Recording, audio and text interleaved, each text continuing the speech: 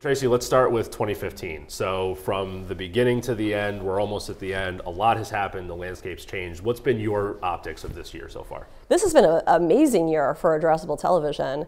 So we've tripled our business. I thought 2014 we were off to the races. 2015 has turned out to be an amazing year. We've had 50 advertisers, hundreds of campaigns, billions of impressions. Like, we have a real business on our hands now. So I feel like a lot of the fundamentals have been worked out. There's still issues around, but I feel really good about the progress that we made this year, that addressable is really here and growing and has proved its value. So I'm really happy with that. So when you then look into the future and you look at 2016, like what's next? What do you need to do to activate the groundswell that's occurred in 2015? How do we make it a real thing in 2016, or realer, should I say? Yeah, so I'm obviously hopeful that more addressability will be deployed through the operators, but I think I can't wait for that. And so I think what we're going to start to do is we're going to apply the principles of audience-based buying and using better data to apply that to linear, something that I would call addressable light. And so I think that is a way that we make it so addressable television is not a silo, it's a new way of buying. And so whether we call that programmatic or index-based buying or addressable light, it really is all the same thing.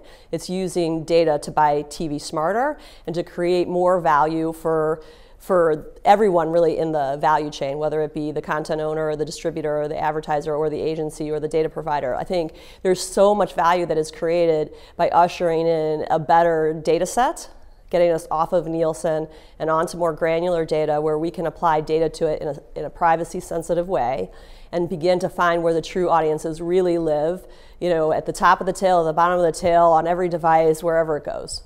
So you just kind of mentioned 5 different players that all kind of live in that ecosystem. Who's got it? Who has to lead the charge? Is it the marketers because they're the ones really like kind of driving the checkbook, or is it the publishers because they're the ones that have to put the execution together with the MVPDs?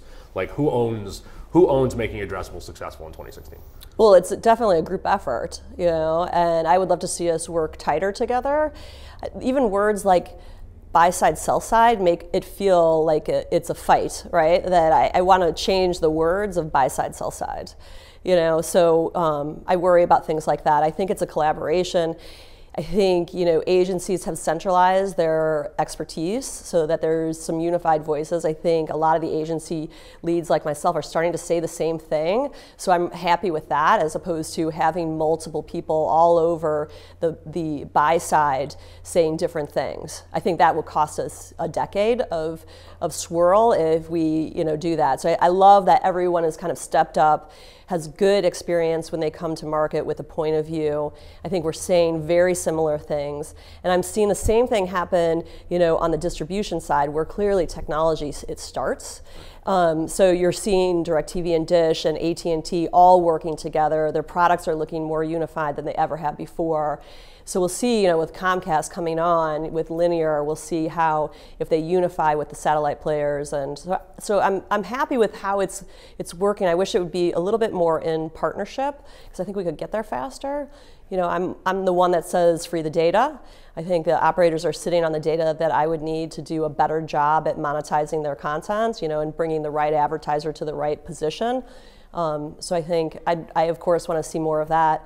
I'm a little worried about the walled gardens. So I'm tempted to make a button that's, tear down these walls. So I'll have free the data and tear down these walls. And, I really just want to work together to solve the issues so that the consumer experience of television viewing and advertising is better.